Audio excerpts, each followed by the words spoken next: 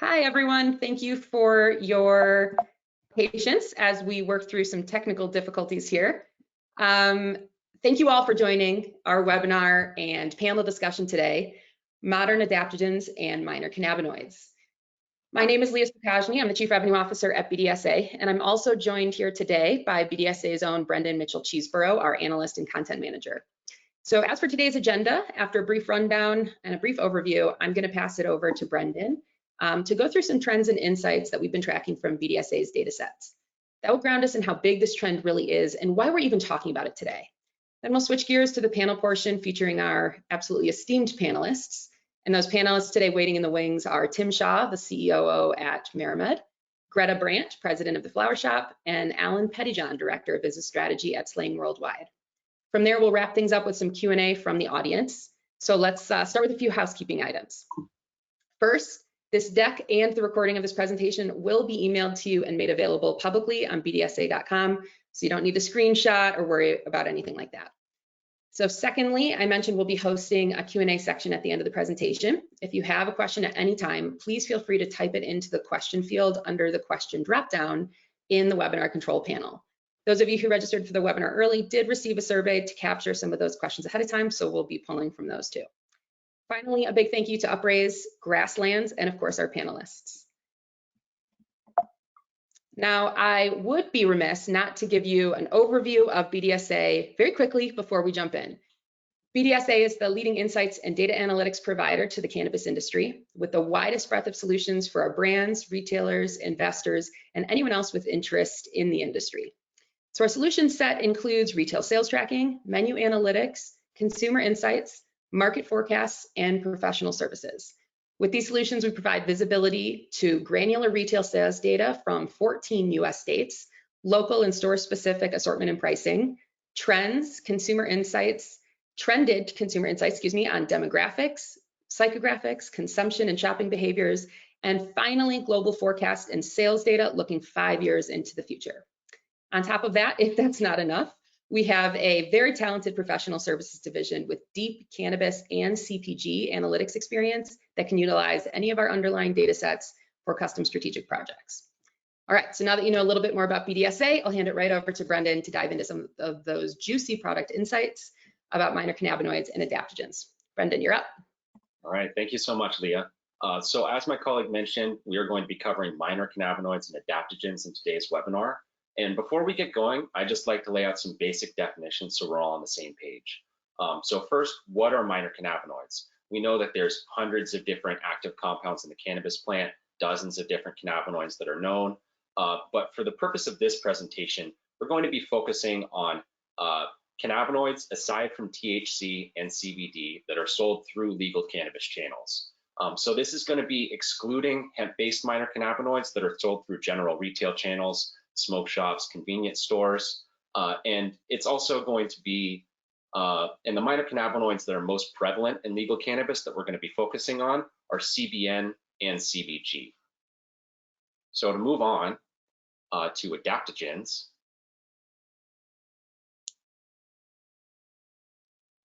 adaptogens are mushroom and plant-based substances that help our bodies respond to stressors in our environments. So adaptogens is a really broad category, and it can include anything from plant-based products like turmeric root, ginseng, or chamomile, to mushrooms like cordyceps, lion's mane, and reishi. So adaptogens have seen a really big surge in popularity over the past few years, as a lot more people are looking for non-pharmaceutical ways to improve their health and wellness. So now that we got that out of the way, I'd like to give a little bit of perspective about the total opportunity and potential for minor cannabinoids in the legal cannabis channel. And we're going to give some background knowledge on how CBD has performed in legal cannabis. So cannabinoids like CBN, CBG, and THCV just entered the cannabis space in the past few years and are really just starting to pick up in the consciousness of consumers. CBD has held mainstream status in the cannabis industry for a while. So that said, CBD plays a really different role depending on the market and the cannabis form factor that we're talking about. So CBD has huge penetration in categories like topicals, sublinguals, and edibles. But when you look at inhalable products like vapes, pre-rolls, dabbable concentrates, and especially flower, we see CBD making up a much smaller share of total dollar sales. CBD products also make up a significantly higher share of sales in mature markets. Those would be markets like California, Colorado, Michigan, and Oregon, than it does in emerging markets. So those are markets like Illinois, Maryland, Missouri, and New Jersey. So CBD is definitely a fixture in categories like pills and sublinguals. And I think it's important to foreground this today as we talk about things like minor cannabinoids and adaptogens. So we know that CBD already plays a smaller role in inhalable categories, and we expect this trend to carry through as well when we're talking about minor cannabinoids and adaptogens. This is especially true, excuse me. So this is really important when we consider segments like brand new consumers who don't have much knowledge about cannabis, don't have much experience, and they're more likely to consider an ingestible form factor over an inhalable. So the potential that minor cannabinoids and adaptogens have across different ingestible form factors is also worth looking at when we're considering markets that restrict certain form factors for edibles. So an example of this would be like Pennsylvania, where they allow pills and tinctures, but they don't allow some of the more common ingestible form factors like candy or chocolates. So incorporating CBD and other minor cannabinoids from the start in these kind of markets can give you a leg up in these smaller but pretty significant subcategories. Furthermore, our retail sales tracking data shows that CBD content consistently drives higher prices at retail. Now, this is seen across all major categories, but some categories see much bigger increases in price with the addition of CBD.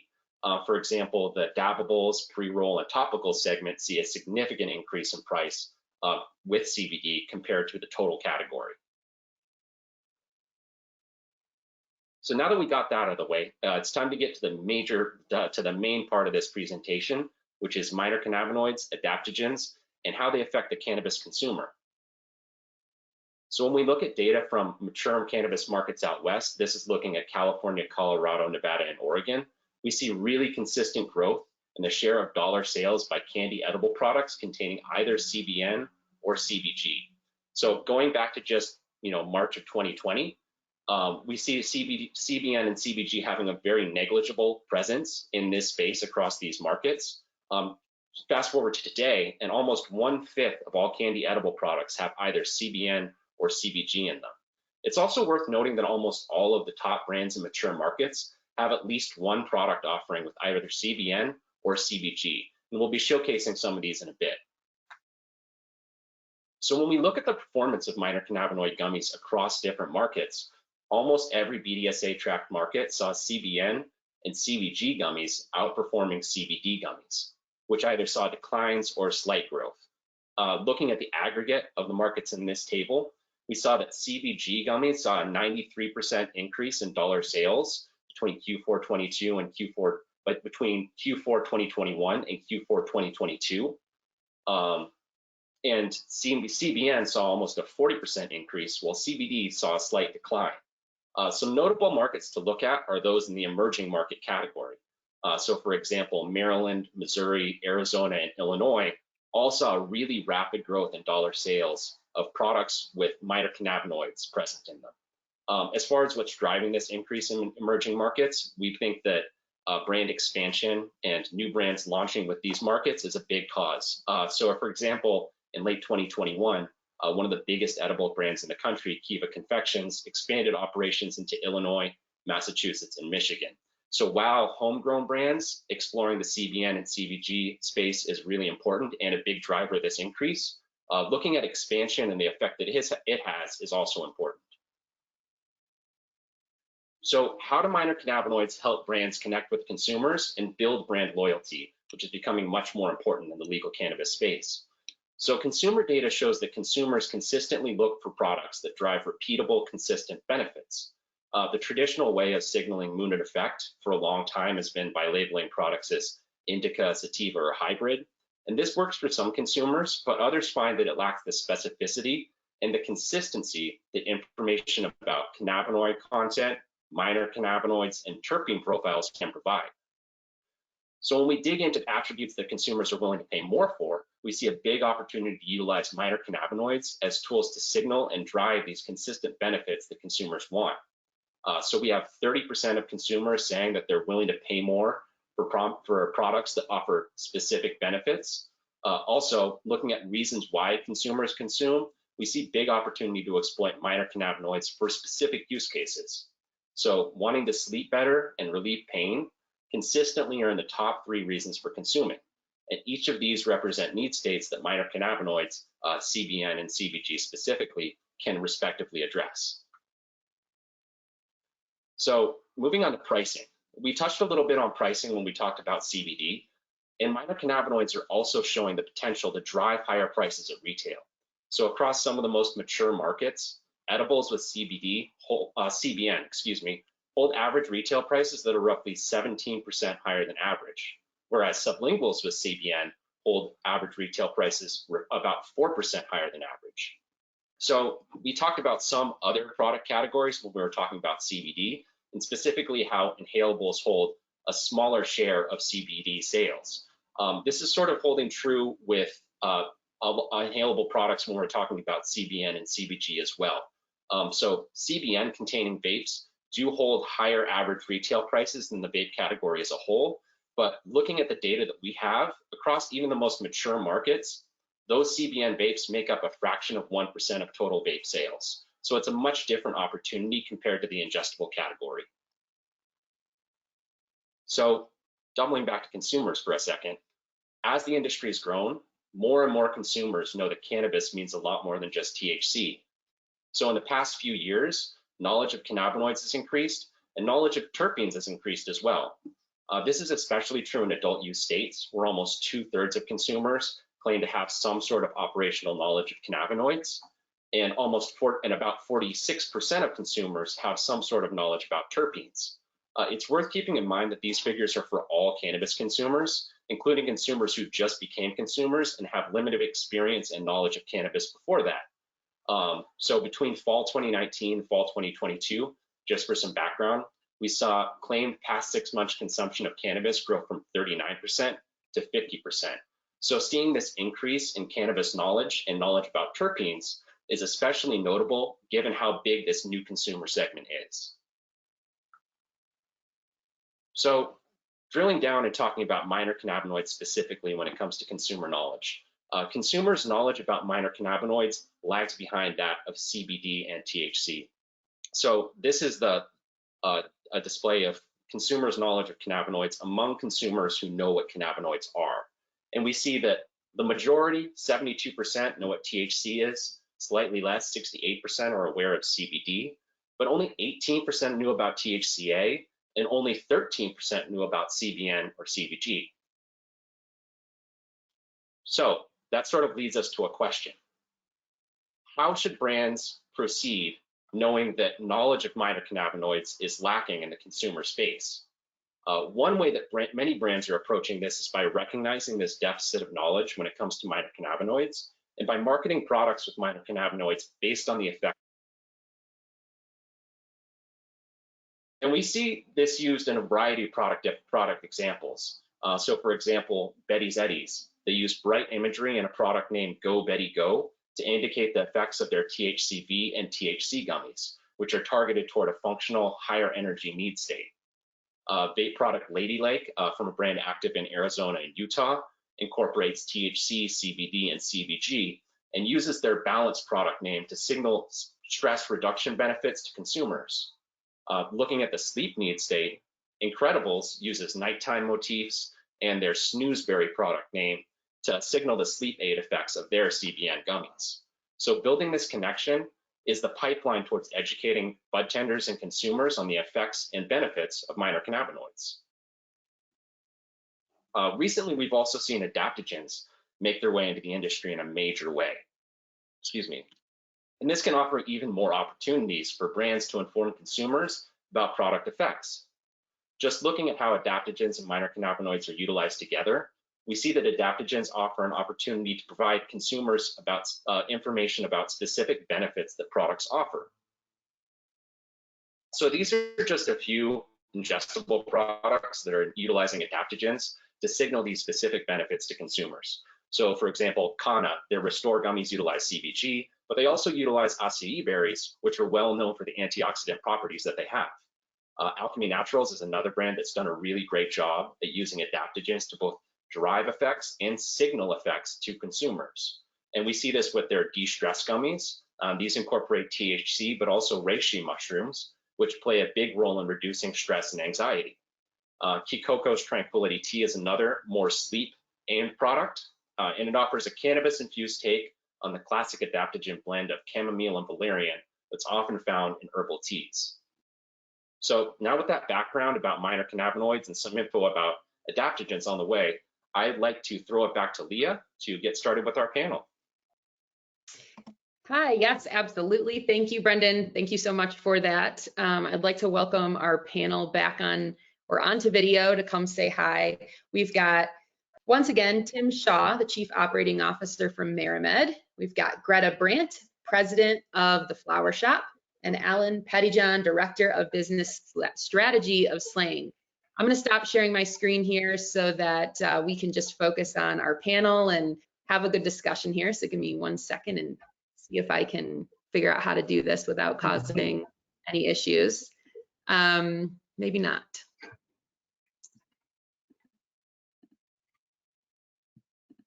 Okay, there we have it. Nice work.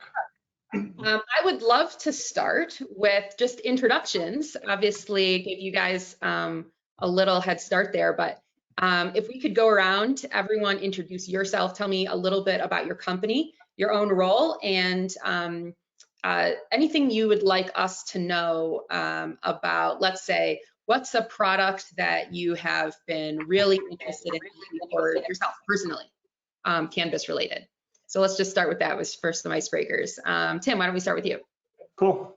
Thank you very much. Good afternoon, everybody. My name is Tim Shaw. I'm the COO of MariMed, and I've been with MariMed since before it was MariMed. And back in 2012, my team and I got together and built this company from the ground up. We've been really focused on consistency and building brands, building high quality operations in multi-states, and bringing these brands to all the different people in each market. MariMed is really focused on longevity with branding and bringing a consistent experience across all markets. That's something that I think as the cannabis space continues to improve, it's getting better and better. But one of the things we focus from the beginning is a consistent dose, a consistent effect, so that doesn't matter which market you're in.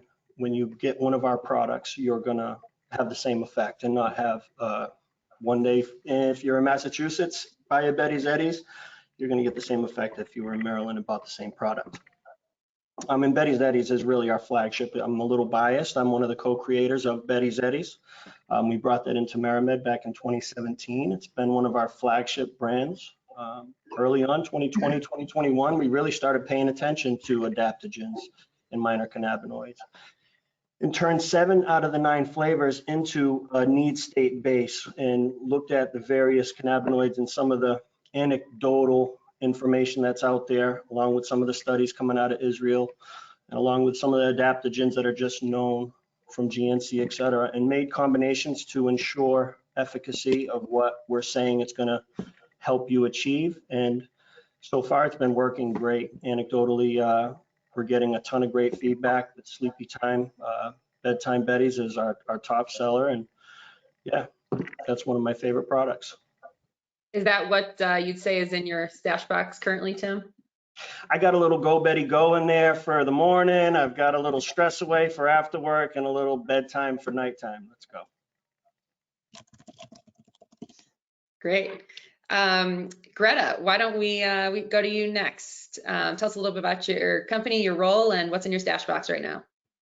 Sure. Greta Brandt, I'm the president of the Flower Shop.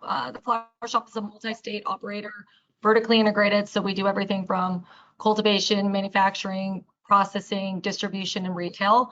I came into cannabis through the legal lens. I was a general counsel, and after I made my way into the industry, I realized again how interesting the business aspect was and transitioned into the role that I am today. Underneath my leadership, we've been able to produce 6 brands. One of my more Interesting and favorite brands that we've got on the market are a female-focused brand called Ladylike, and this is where our minor cannabinoids are really showcased and really interesting for that experience in the blend that women like myself are looking for. And so we are focused in providing and highlighting those minors to treat the specific ailments or effects that women are typically looking for. Another really cool brand of ours is our beverage drink called High Tide. And it also has a minor cannabinoid blend, but it also includes THCV. I think a lot of times we're looking for anything that doesn't provide us the munchies. And so I really enjoy that minor cannabinoid. It's not necessarily readily available, but I think it's an emerging cannabinoid that we'll start to see a lot more of. What's in my stash bag again is the Ladylike gummies. Balance is one of my favorite ones. It's a 1-to-1-to-1 with CBD, THC, CBG, and it really provides me that nice balance during the day as well. And then again, my pre-rolls, I really do like our shorties, small little mini pre-rolls are also in my stash bag. Excellent. Alan, to you. All right. I'm Alan Pettyjohn, Director of Business Strategy. Lots of forecasting and insights going on over here. So what really got us looking into the minor cannabinoid and into the adaptogen market is really looking towards some of the best-selling brands and seeing that they're in some pretty entrenched states, and understanding that when we're looking at the edible category, people are really looking to solve a little bit more of a medical problem, really looking to go to sleep, really looking for relief, really looking for a need state to be solved, more than the recreational state that comes with vaping and pre-rolls and flower. Not that there's not room for that in those categories, but more often than not, we're seeing that need state in the edibles category. So when we're looking at standard edibles, we say there's a big wall to overcome, but if we can make that need state be more effectively solved with minor cannabinoids and indeed adaptogens, we can be a whole plant solution a little bit more quickly and more readily, whereas a lot of other brands are not taking that tact. What's in my stash box? A lot of vape, to be honest. I don't do edibles all that much, but I do have the intimacy edibles that we have in our line. This is the reishi mushroom. This will help you get a little bit more intimate if you take it over time, but it's also a good energy booster for me. So I'm not really looking to go to sleep. I'm not doing that, but most of our consumers are, and we find that minor cannabinoids and in particular the adaptogens are really selling that and signaling that need state is actually going to be solved a little bit more effectively. Yeah, Alan, with a baby in the house, probably don't need a lot of excuses to go steal a few minutes of sleep when you find it. Is that right? Yeah, there's a new baby in my home. Whenever there's a 15, 30-minute window, I seize it with no help needed. Yeah. Well, moving right in, I would love to know when we think about how to determine which products to offer to your consumers. You each have, a pretty significant portfolio when it comes to some of these need states and also options with minor cannabinoids and adaptogens. How do you determine what to develop? What does that process look like for you? And Alan, just kind of going in reverse order, let's start with you. Sure. Well, I'm always looking towards the BDSA data. I find that this data is signaling trends earlier than many other places. So you can look to other white papers and some Google Trends, but you're really going to start to see the proof, and that it's time to put your dollars someplace if you're looking at BDSA. But that is not to say that you're not looking towards the natural food industry as well to see where the most effective adaptogens and the most common need states that need to be solved. You can go and look at any Whole Foods, any natural grocers, any Sprouts, and you'll see people are trying to fall asleep and solve some of those need states. So you're definitely looking towards the grander market trends, but I say before I'm ready to move, I'm looking to see the actual collected data is signaling me to move there. That'd be one of our processes. Thank you for that little pitch, Alan. I appreciate it. We work closely with Alan, but I'm curious, Greta, what about you? How are you thinking about, with all of your different brands and different product assortment, where do you put your money? How do you make that decision?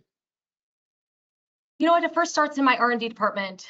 Our food scientists are really looking at the chemical structure of the products that we're looking for. What are we trying to solve? What problem or what gap in the market do we see that we want to go after? No different than what we did for Ladylike.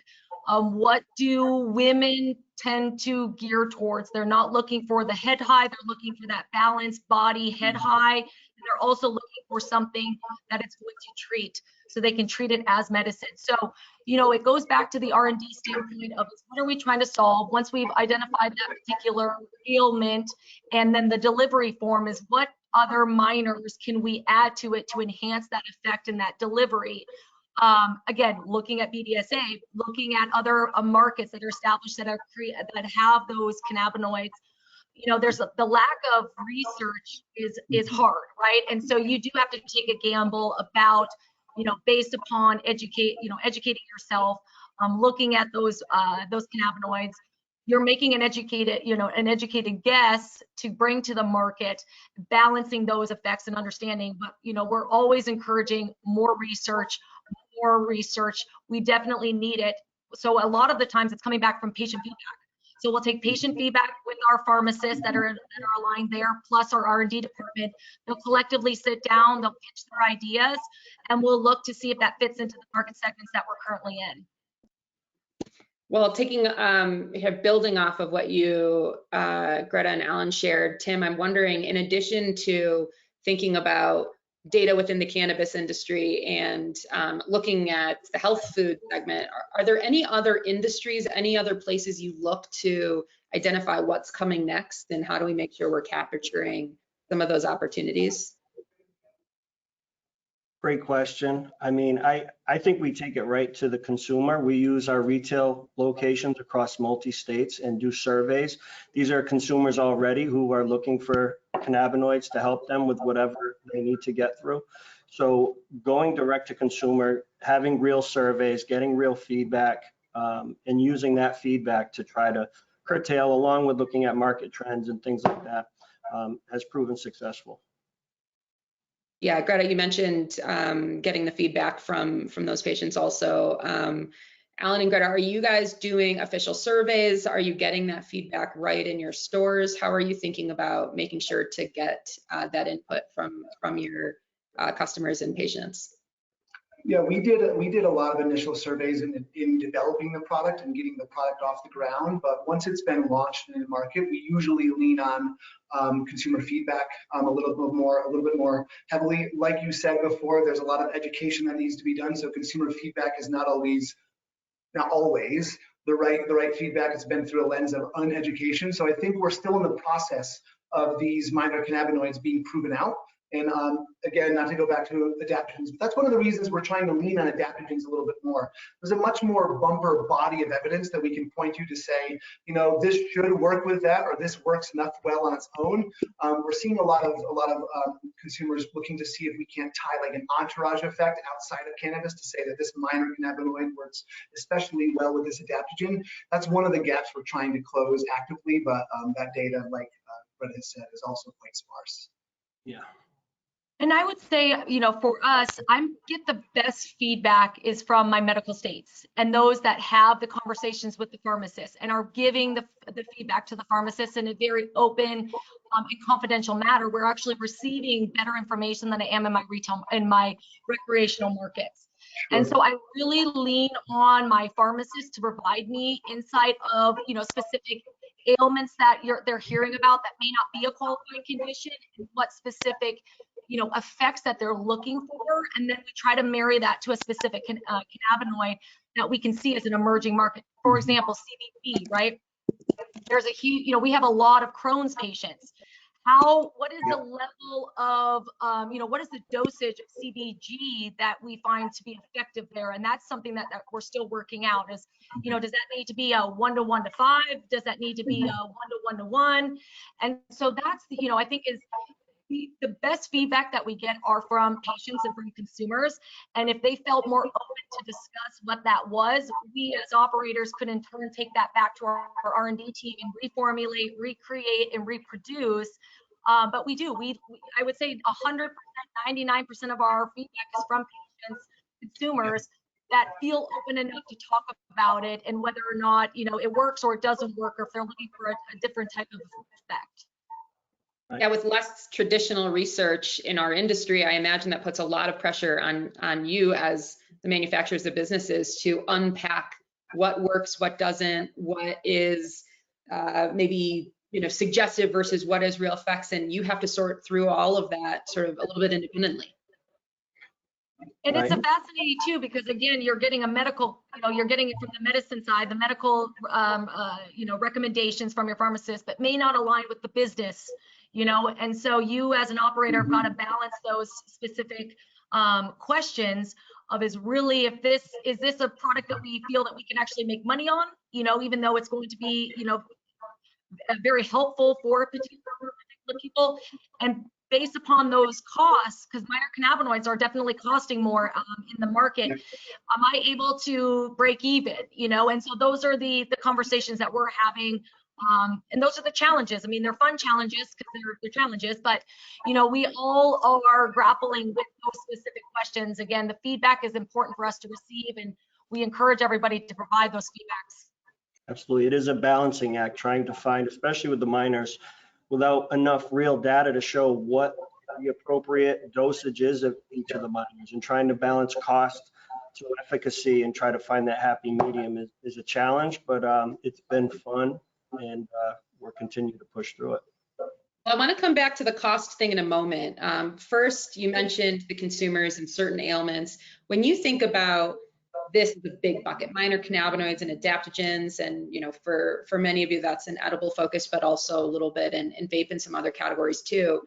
Is there a core audience that you really think this is designed for, or do you really think about it as each individual product has a very distinct audience that you're designing for? Alan, why don't we start with you? Yeah, so when I look at the BDSA data as my grounding point again, I really get the sense that people consuming edibles are primarily trying to do one of three things. They're trying to go to sleep, they're trying to de-stress, or they're trying to relax, or they're trying to get a little bit of relief in their life. This does not mean that there's not another nascent minor cannabinoid or nascent effect that's coming around the corner that we should be seizing on. But I tend to see, and this is across all of the edible categories, like I said before, that people are looking to use edibles typically at the end of their day or with no minor cannabinoid. So the need state is that. The need state is making sure that these people are getting the sleep they're promised, the relief they're promised, or the relaxation they're promised, and looking to use the more efficacious minor cannabinoids as studies prove them out. But like I said earlier, not to beat the broken drum, but also leaning into some more of those proven adaptogens to bring that thing across the line. And I think even in the category of edibles, it gets deeper than that. A drink, I mean, drinks, ready-to-drinks are on the rise, right? Not too many people are buying a ready-to-drink seltzer to go to bed with, right? That's more of a social aspect. Even though it is considered an edible or ingestible, you have to think about that and what adaptogen should be going. That's usually more of a social thing. You're looking for something to keep you awake and not make you tired or sleepy. So peeling back the onion, there's a lot of levels to even within the edible category and the vape category. And Greta, I think you guys have mints and your assortment is quite broad. How are you thinking about it in terms of sort of micro audiences versus designing for, you mentioned before, a woman like yourself, or how many layers deep does that really get? Yeah, I mean, you could peel back that onion. There's no question. Absolutely. I think again, I create products based upon, if CBN, for example, we know that everybody wants good sleep, right? And so we can assume that, somebody that has sleep problems, both men and women of all ages would do it. What would be the best delivery form for them? And so I look at it from a delivery standpoint is what is the best way to deliver that they have been accustomed to and know. We take vitamins now that are in gummy form. You take melatonin that's in gummy form. So why wouldn't you take CBD, CBN in a gummy form? That is where, so we are looking at traditional, CPG, and then we're looking at our in cannabis and be able to kind of get that into mainstream. Drinks are another great example. You're right. Nobody has necessarily wanted to take a drink to go to bed because they've been accustomed to taking a melatonin to go to bed or an Ambien, right, a pill. So you look at the traditional delivery routes, and that's how we in cannabis are kind of like blending in now and introducing that into the cannabis environment. Drinks, yes, it's a social aspect. I see drinks and pills as being the largest conversion rate into cannabis, right? Because, people are already accustomed to taking their morning pills, whatever medicine that they have. Why wouldn't they then be able to just add another pill? No different than people drinking socially. Why wouldn't they, people still want the social aspect instead of smoking. And so if you can provide it in a form that meets that environment, that's what we're looking as operators to developing a product that can be consumed in a manner that's already ingrained in their mind. You would have a hard time converting somebody who's never smoked into smoking, right? Yep. And so that's that delivery form that we look at. And I think it's hugely important. I think, over time, we're going to see some of those segments, fall off and new delivery forms come in. I think, again, the baked goods category is very interesting to me. I always have a hard time when you've got, when there's a one unit that's like, for example, like a little teeny chocolate, like a Rolo, right? That has 10 milligrams. Well, nobody eats just one, so you need to, make them smaller so everybody can consume them, as they normally consume chocolate, for example. So there's some adaptive measures that the cannabis industry needs to make. It needs to evolve to really replicate non-cannabis consumptions. Yep. Yeah, we're not gonna climb a mountain too high and try to change too much too fast. I get that. Well, let's talk about education a little bit, because we talked about that in the data presentation, and each of you have mentioned it in sort of different components. So let's start there. How are you, each of your organizations, attacking the challenge of educating consumers? And it's not just adaptogens and minors. Obviously, today that's our focus, but over the last couple of years now, we're talking about terpenes and flavonoids and all of these other components that are all teaching people about what to expect from the products, and it's a lot. Yeah, maybe it's about training the front line, really. I mean, in these retail and medical stores, and getting the people who are actually dealing with the consumer as educated as possible. We still, it's a huge, heavy lift, even in mature markets. Most consumers are walking in THC shopping and looking for the highest THC product on the menu. And I always use the analogy: you don't walk into a liquor store looking for grain alcohol. Well, maybe you might, but that's not the norm, right?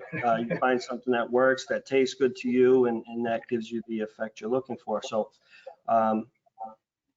it really is a heavy lift. We actually have a terpene bar at our dispensaries that have foggers that allow you to get a whiff of what the terpene smells like, and it has a whole list of things that terpene should do to most folks, right? Just to trying to get some interaction. We went to the Boston Science Museum and looked for ways to educate people with interactive ways to get them engaged and understand that it's not just about THC and that there is an entourage effect. And we have strains that are 19% that I think work better, get you higher than a 30%er, and it's because of all of the other pieces involved. And it's a uphill battle, but we're fighting it every day. that's so fascinating. The going to the museum and taking some tunes from that. I think that's I mean, even wine tasting, it's like, what do you smell? Leather? I can't tell you. But if you were to isolate that thing, really teaching people, what are they smelling for? What are they tasting? That's fascinating. I love that. Mm-hmm. We do the same thing. Like, we're educating the bud tenders, like you said, the front line.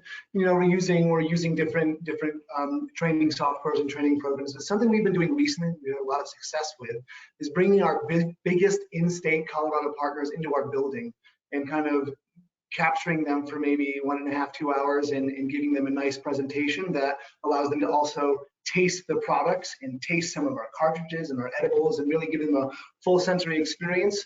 In full honesty, hoping that it reminds them of some of the things that they already should have done in their training live. So just giving them another place to come and learn it again, hear it longer, and be dedicated to doing it. That's right. Yeah, and absolutely, all of those are great. I mean, it's an uphill battle no matter what.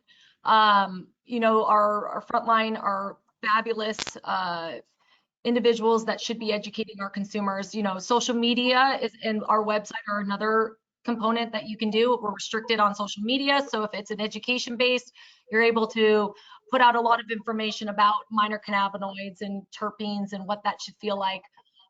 You know, and then from our medical states, we really lean on our pharmacists because again, they have more of that, you know, that power to captivate a patient about why they should care about it. What are the effects of those? So educating and making sure that our pharmacists are involved on that R&D process is really important. So we provide that credibility in those medical states of why these minors. You know, we're still in a state which potency is the driving factor. You know, potency drives it, and then consistency. You know, we're going to constantly be educating about it, and you're going to start to see that evolution as more and more new consumers enter the market. They're going to be typically entering the market not necessarily looking for the highest potency. It's more of an effect base. Why are they coming into the store? What are they trying to treat? And so, you know, social media for us, because of our limitations on what we can actually do, is really geared towards education, really educating on those minors and those terpenes to be able to kind of benefit. But it's a challenge. And again, papering the exit bags with information, you know, here is, you know, something again that you can touch and feel, I find is very helpful for people. I just like your terpene bar, fabulous idea. People want experiences. People want to have either a visual or sensual experience. And so being able to tie that to, I think, is really important. Yes. Yeah, absolutely. Well, I am fascinated by, you know, some of these different methods of education and what we, you know, are seeing as far as consumers coming along. It will be very interesting about how medical, Greta, to your point, how some of these medical markets, when they do switch to adult use, if we see already those levels of education higher with some of these formats. So we'll keep an eye out for that, of course. So I have something else small to add in. Something that you mentioned, Greta, before we got in the line. You were mentioning that you see in the Northeast that the minors are performing a little bit better. And I wonder if like the education hasn't already made its way to the East in some slower form. So Colorado and California might be a little bit behind, whereas New York and might already starting to like maybe lead the way a little bit. I absolutely think too, the Northeast is focused on medical, and really truly we're a medical market before they converted. And so your focus about and having to explain and really get people to buy in about why cannabis should come to your state on all of the, and maybe your community. I feel like you had to educate so much more about the medicinal benefits and being able to, you know, showcase why those cannabinoids are treating specific ailments, versus the West Coast, which was already a recreational state to begin with. When those minors became popular, it just kind of got drowned out by the noise of potency, and the focus on brands and potency on the West Coast is very different than what I'm seeing on the East Coast. So I think again, the East Coast is going to be a driving factor for the US to get the minors out there, talked about, and really more popular. So I think, you know, that's the good side, and the good news that I'm seeing is that the East Coast is going to be that driving factor for us. I think strange enough, it helps break the stigma, right? Where it's not just all about THC. When they're talking about minors, there's a level of feeling educated when you're talking about a minor cannabinoid and why this helps me, and it helps break the stigma. I'm not just trying to get high. I like all these other minor cannabinoids, right? So, and imagine people telling their friends, wanting to help other people who, oh, I'm educated on this thing and I'll share that. right. So you mentioned potency a couple of times. Is potency just as important for minors or even adaptogens as people are asking for something to solve an ailment of, oh, well, I want a maximum amount of CBN or CBG in this product to solve that? Or has that not really come in the same form? I don't think anybody knows yet. I don't think anybody knows what to ask for. I think whether it says 1 milligram or 10 milligrams of CBN, folks are just happy to see it and don't know that it's going to be effective or not, and just hope that it is. So I think eventually it will be, and I think as more data, whether it's clinical or anecdotal, comes out, we'll get to a place that it's a known efficacy number that people will be looking for that number. Well, you three are probably some of the more educated people in this space. What if you could just name one thing, what would you hope that you can educate consumers on as it pertains to minors and adaptogens? You know, what do you want people to know? Ooh, great question. So much. They're out there, they're available, right? I mean, that's what the benefit is I think I look at it as an add-on, right? You're looking at it as THC, everybody knows what their experience, typically when they come into the store, they understand what their experience with THC is going to be, right? They know that it's going to help with their pain. Well, why not add a minor that can enhance that to ensure that you're getting the best effect from that product? Why wouldn't you be curious about what that effect feels like, and understanding that it's not just a one time, you've got to continue to try it, give the feedback and let us know. But you're right, I don't think that there's enough information for them to be like, I want a 1 to 5 to 5, or I want a 1 to 10. I think it really depends upon the person and really what they're trying to get out of it. So I'm encouraged to hear that there's a lot of interest in minors, that there's an interest in terps. People are really educating themselves. I mean, specifically women, we're accustomed to looking at the back of a product box and looking at your ingredients and really understanding what's there. They're doing the same when they come into our shops. I'm sure you guys would agree too, is they want to know exactly what's in there. They want to see the COA. They want to see what everything is, and then being able to explain to them why we created those ratios, I think are going to be important for us to continue that conversation.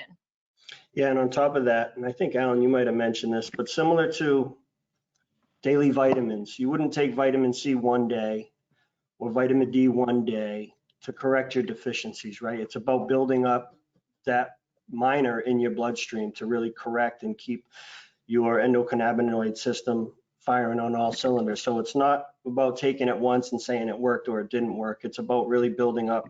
And that's where lower THC amounts can be more functional. You need the full entourage effect of having some THC in there, but having the minors constantly flowing through your blood is when you're going to really feel and feel better and have whatever effect you're looking for. I would say something a little simpler. I'd say they work. I would say there's a lot of evidence saying that these minors work. Let's come back in a year. Let's come back in 2 years and see what other minors work and how we can support that with data. But we do have data that they work. But again, how much? How often? So come back. Don't get your answer today only. The answer is evolving. Excellent. Okay, one more question. I want to end on price, because our industry is experiencing, generally speaking, not every single market yet, but price compression, and minor cannabinoids, adaptogens, other things that help to promise effects, and some of the consistency that you all have talked about helps to create some premium price points. So we have seen, and Brendan showed us the data, that there is a premiumization to these products. Are you finding that premiumization, that you're able to charge more for these products, is offsetting the additional costs that you're finding from your supply chain? And I'd love to hear from you guys whether that's true short term and whether you believe that's going to be the case long term. No, I'll start off. I don't think that there is a price difference. Again, because what you're asking is for everybody to believe that cannabinoids are worth more than just traditional THC, and we're not there yet, right? And so we've got to educate and provide that roadmap of why. And the market sets the price, right? And the market has made a cost adjustment, and so everything is falling in line with where it can move. And I'm not seeing in the states that we're in that there is a price differentiation between a typical gummy with just THC versus one that's a 1-to-1-to-1. We're all competing at that same level. And so that's where I think, again, it'd be great, because again, our costs are a little bit higher when we've added some of those minors, but we're just not able to realize that on the retail side. Yeah, I agree. I think everybody is still just looking at THC. There's an educational piece that needs to really be hammered down, and it's not even just minors. Like, we're putting turmeric and L-theanine and all these other great things that are going to help the efficacy. And people are going to GNC to buy these things and spending a lot of money for them without THC in it, but give not as much credit when we're adding it. We're going to keep adding it because we believe in it and we know it does add to the efficacy, but I think it'll get there. It is definitely an education lacking. Yeah, I think the data shows us that we do see that the CBN and the CBG products are a little bit more expensive, but I don't think every brand can do that. The devil's in the details. I think if you're established, you're maybe top 2, 3, 4, 5 in a state with a lot of history, you're going to be able, we see this with Wana and Wild in Colorado particularly, you're going to be able to offer a product and command that kind of respect from that dispensary partner to accept that item. But what we run into is that when we're trying to sell these items into new stores, that we don't have as much power, and the consumer, of course, is looking for an evenly priced product, so we don't have as much of that authority in that relationship. So we do see it, broadly speaking, that CBN and CBG is more expensive, but not every brand can do that, and I don't think for those brands. Got it. So you're feeling that pushback from the retailers as well when you're wholesaling. Yep. Well, I think it would be worthwhile to go to a couple of questions. Brendan, you there? You want to come back on and we can shoot a few questions at us, and including, by the way, if there's anything that's related to the data that you presented earlier. Yeah. So we have a few questions from our survey that we sent out before this webinar. I wanted to get to one of those, then jump over to a couple of the questions that we had from attendees that are still on the line, hopefully. So we touched a little bit about the entourage effect. I know, Tim, you brought that up a few times. So we had a question about how do minor cannabinoids and adaptogens interact with each other. I think we already touched on that as far as like terpenes and minor cannabinoids, but what do adaptogens sort of add to that situation? Does it make explaining the entourage effect and translating that to consumers easier, or is it adding another layer of complexity that might add a difficulty? Yes. I think it's both, right? I think it does add a level of complexity, but I think with a lot of the adaptogens, there is history that you can point to say this does have an efficacy that when you take this, it's going to help. And with the entourage effect, that is becoming a cliche term of the other minors and THC. I think you're going to get, the best effects that any product is going to bring to you. So I do think it adds some complexity, but in the long term, I think it's going to make it easier to, I don't think convince is the right word, but to get a consumer to understand how it works and why it works. When I think of this, I think about like an early adoption curve, and I think the consumers who are the most educated already in those adaptogen spaces, not even necessarily minor spaces, but the adaptogen spaces, they'll be those first adopters and maybe allow for that higher price point, maybe, to carry the day. But then that education is kind of happening through word of mouth. And again, this is me looking to the standard grocery store, natural food market, and seeing how that has happened many times in the past. It's a little bit of a jump to think that it's going to happen here exactly the same way. But I share what Tim said, that it's an advantage, but for many consumers, they say, what is a reishi mushroom? And a lot of consumers would say, I know exactly what a reishi mushroom is, and it will do all that selling for you. So a little efficacious and also a little confusing, but I think more efficacious than confusing. Agreed. I would definitely agree. I think it's tapping into knowledge that already a consumer base already has with, traditional Chinese medicine, that you're trying to provide the natural, those natural compounds and natural ingredients, and just, again, showcasing the fact that we're able to layer on top of those things, all being plant-based, all being natural, and providing you that all consuming, end product, I think is really, again, it's the education, and I think you're going to see that translate very quickly. Once they've adopted to the minors, that becomes, the next thing. Awesome. Yeah, I think some of those statements sort of lead into another thing that we haven't touched on a lot, which is sort of the regulatory aspect of this. So how much concern is there that some of these claims will be restricted? Have claims about sleep, claims about energy, claims about anxiety and pain relief. And how does that differ state to state, and with your strategy looking to expand to other markets? This is a struggle for me. This is something we deal with today as we're growing into a new market. And it makes it very difficult to be consistent. Our website, we try to be as consistent as possible and hope people will take the time to go to the websites to see the full story, right? But we're very limited in certain states to even say that there's any need state attached to it, So the regulatory bodies are making it very, very difficult and don't want us to really make any claims in most states that we're in today, which is a challenge. It's a challenge to, you're spending the extra dollars to put high quality adaptogens and minors in there, and then you can't explain why you're doing it to the consumer. I don't think any other industry has to deal with such hurdles. Tim, for your products that are kind of, that's in the name, Go Betty Go, do you have to actually change the name of the product or just have to be careful of the other comment on the package? Yes, we've been forced to change the actual slick name even to some of these. Bedtime Betty's in Maryland was forced to be, we just named it the flavor, lemon agave. Right? It was silly, but you know, we had to get to market. It's our best seller, and we actually had to take it off the shelves and rebrand it to get it back out there. So usually timing's of the essence. You need to be nimble and agile and keep the product on the shelves.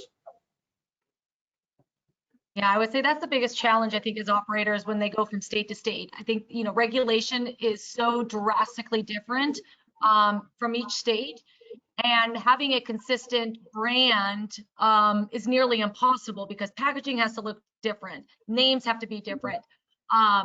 You know, we're federally illegal, yet we need to walk the line of not claiming that this can cure, which of course we would never do that. But you've got to, you know, we found success for sleep. We found success.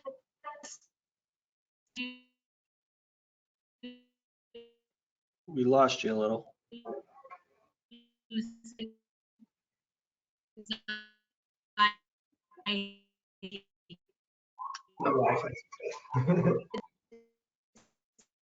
That might be our sign that we're up. We're almost up to the hour. Being Brendan, sorry, Greta, we lost you there for a minute. Brendan, you want to shoot one more question at us before we wrap? that. Because again, there's no study particular in how your communities that you can stamp to say is, look at, each state again has. We caught up.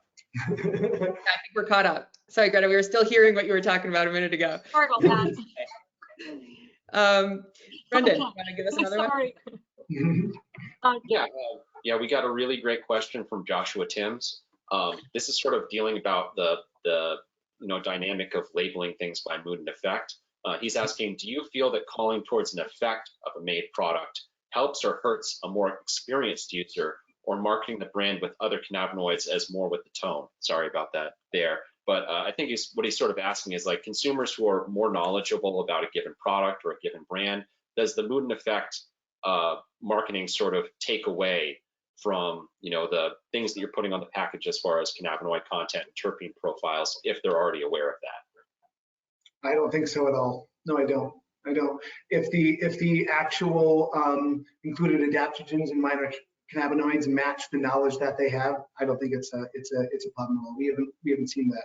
So we've definitely taken time to make sure that we're not crossing anything energizing into the sleep that can be any way construed that way. We have to keep things very sacrosanct and kind of circumscribed. But as long as you've made them match, we've seen no problem. Yeah, I think where that problem may lie more so is when there's flower brands specifically that are calling themselves indica sativa and saying this is for sleep or this is for energy, and the strains that are out there today are so hybridized. Yes. Indicas, a lot of them have a lot of limonene and things that are gonna give you an energetic feeling, right? So those types of claims, if you just got a flower strain that says energy, and it has a ton of myrcene in it, it may throw a knowledgeable consumer off and say this is BS. They don't know what they're talking about. I would agree with that entirely. Great. Well, at that, we're just a couple minutes over time, but I'll give it to us since we started a couple minutes late there. Thank you so much to our panelists, Tim Shaw, Greta Brandt, Alan Pettyjohn. Really, really appreciate your participation. Feel like, learned a lot from your time and expertise, and I'm sure our audience would say the same. Also, another shout out to Grasslands and Upraise for your support putting this together. Please, everyone, keep an eye out for the recording of the webinar over the next few days. And just again, final pitch, BDSA can support your data needs, strategy, insight needs that you may have. So reach out to info@bdsa.com. or just come right through our contact page on bdsa.com. Thank you, everyone. Really appreciate your time. Enjoy you, and talk to you soon. Thank you. Thank you. All right.